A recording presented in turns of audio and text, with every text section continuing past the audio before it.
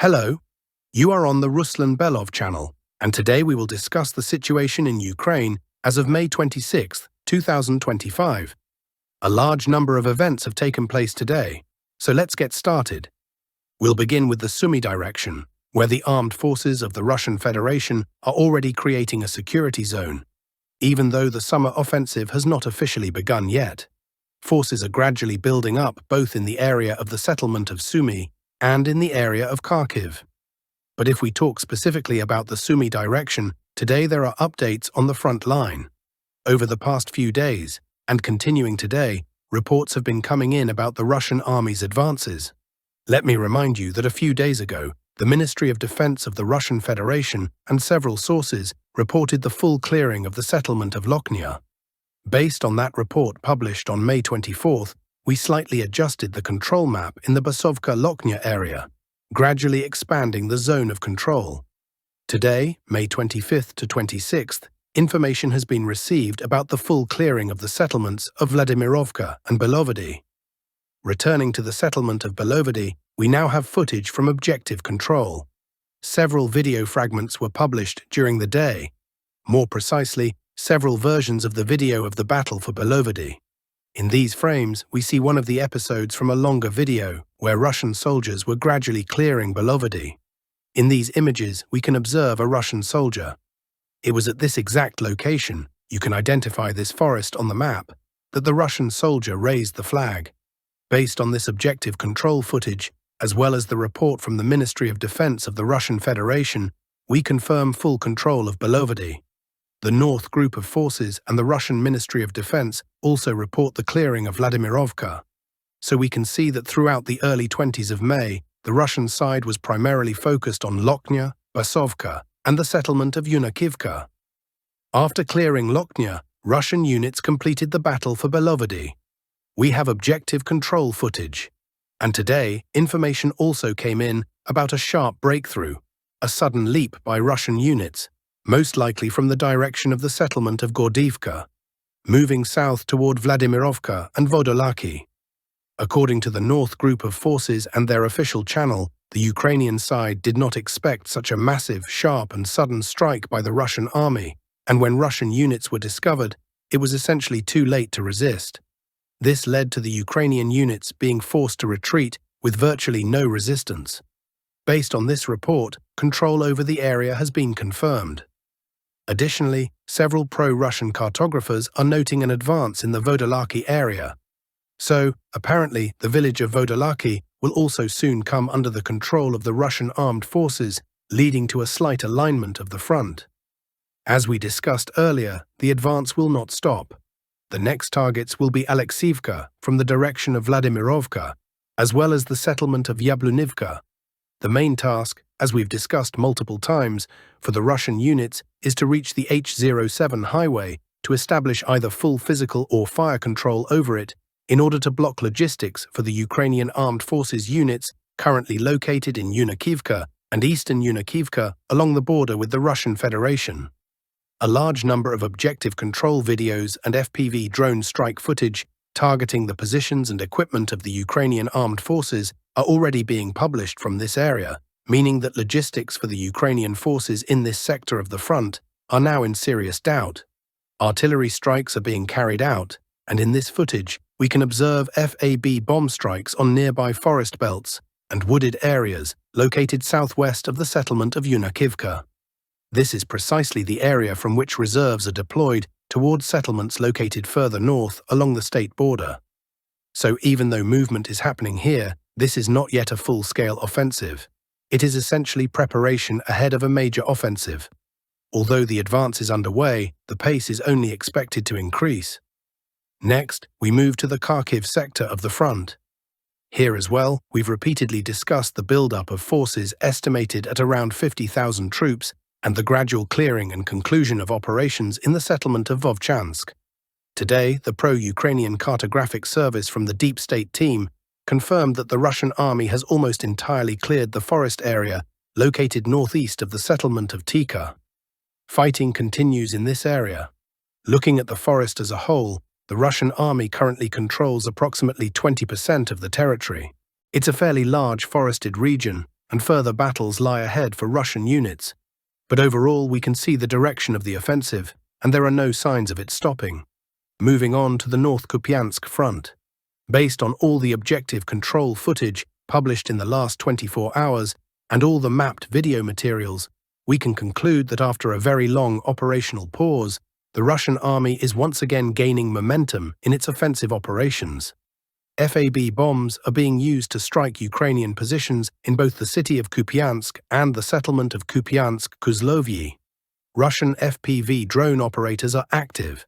We're seeing an increased focus of Russian drone activity precisely along the state border in the northeastern part of Kharkiv Oblast, northwest of the Raskol River, in the areas around the settlements of Kamenka and Dvorishne. So it's possible that another surge in Russian activity may be expected here in the near future. As for the South Kupiansk direction, or the Neman sector of the front, Russian units are also reportedly advancing here. Over the past 24 hours, pro-Russian cartographers have made certain map adjustments in the area of Redkudub and the settlement of Zelenaya Dolina. According to some pro-Russian analysts, Russian units have managed to bypass the settlement of Redkudub from the south and may soon begin striking the main road that runs from the settlement of Karpivka toward Redkudub. This could very likely force Ukrainian units to retreat north toward the settlements of Hlushchenkov and Novyi Mir. A bit further south, Russian units are attempting to flank the settlement of Zelenaya Dolina. This is also being reported by various pro-Russian experts. We're awaiting objective control footage and further map corrections from different analysts, after which we'll update the map accordingly. But in any case, we can conclude the following. After a very long pause, likely due to the fighting around Redkudub and the surrounding areas of Zelenaya Dolina, the Ukrainian armed forces' defense has apparently been broken. We've reached a kind of turning point, and at present, the Russian army appears to be preparing for further offensive operations. On the Siversk front, the situation remains unchanged. Strikes continue on the town of Siversk itself. Every day we receive multiple pieces of footage, 2 or 3 clips of strikes, either from FABs, LMUs, artillery or drones. The settlement of Siversk is gradually being leveled. It is still difficult to say when the next phase of the offensive will begin. Next, we move to the most important sector of the front, the Konstantinovka direction. Looking at the Chasov Yar Konstantinovka line and the Konstantinovka-Donetsk line, we see that the map hasn't changed over the past few days. Russian artillery remains highly active here, including the use of TOS-1A Sontsepyok thermobaric systems. Russian drones are also active, constantly disrupting Ukrainian logistics and resupply operations, with rotation attempts being thwarted daily. However, there have been no map adjustments. Currently, the main events are coming from the area south of the Klebenbike pocket. If we look at the current map configuration, we can clearly conclude that the Klebenbike pocket essentially no longer exists. As of today, it has either already been cut off or is on the verge of being eliminated. That's how the maps look as of the end of May 26, 2025. Just yesterday, the map looked completely different. There was still some margin of safety, some flanks remaining. If we look at the picture on May 24th, things were still not as dire for Ukrainian units. But now we can say that it's over. Not only has a cauldron been created for the Ukrainian forces positioned in the far south, apparently we are now talking about the imminent liquidation of that cauldron, possibly within hours or days. We have objective control footage, and nearly all cartographers are presenting approximately the same picture. It's completely unclear what's happening inside the small pocket stretching from the settlement of Zaria southward towards Stara Mykolaievka. There are several strong points here, an entire network of them, but overall it's difficult to say how the Ukrainian units plan to break out of this encirclement. Once again, there is a significant gap between the geolocated advance of the Russian army and the so-called grey zone. Let me remind you that we still haven't received any confirmed information from the settlement of Hnativka, even though most mapping services have already marked it as captured. The Ministry of Defense has yet to confirm any progress in this area. The situation in Stara Mykolaievka is also unclear. Again, most mapping services have marked this settlement as taken, but without any confirmed geolocations or visual evidence. It's unclear what exactly is happening in those fields. Still, the encirclement is gradually tightening. Today, new footage from objective control was released from the direction of Romanivka. Another piece of evidence that this settlement is now fully under the control of the armed forces of the Russian Federation. Additional geolocations were also extracted from a video released by Ukraine's 44th Mechanized Brigade yesterday. In that footage, we can observe strikes on Russian positions in the areas of Zarya, Stara Mykolaiivka, and Romanivka. One of the scenes has now been geolocated. Interestingly, Ukrainian sources described this video as evidence that Russian units are struggling to hold their positions. So apparently, we are not even at the mopping up stage yet. Rather, Russian forces are currently trying to solidify their foothold on newly captured ground. Judging by the situation, the Ukrainian defense here is completely shattered. A large number of Ukrainian units likely remain in the area, scattered across different positions, forming pockets of resistance that Russian units are now engaging as they continue to tighten the noose around the northern part of the salient. Fighting is ongoing, but it appears that either today or tomorrow, the remaining Ukrainian units will withdraw, or at least those still capable of doing so. According to various neutral cartographers, maps are already being published, indicating that Ukrainian forces have begun withdrawing, and by tomorrow the pocket may cease to exist. Most likely, new map markings and footage with flags raised across the small agglomeration between Zarya, Hanativka, and Mykolaiivka will start appearing. Russian units are also steadily advancing along the H-32 highway. Reports indicate that Russian forces have managed to enter the settlements of Chasov Yar and Poltavka from the south. Just before this video recording began, new objective control footage was released confirming the presence of Russian forces in the central part of Chasov Yar. We can see explosive drops on forward Russian positions, evidence that confirms full control over this village. So here too, the front has collapsed. In the near future, we will likely see fighting for Poltavka, followed by battles for Ruslan Yar. After that, Russian forces are expected to begin a gradual advance toward the city of Konstantinovka itself. We also see a map marker pointing toward the direction of Konstantinovka, slightly east of the H-32 highway. We're awaiting visual confirmation of this advance, as this front line is of great importance.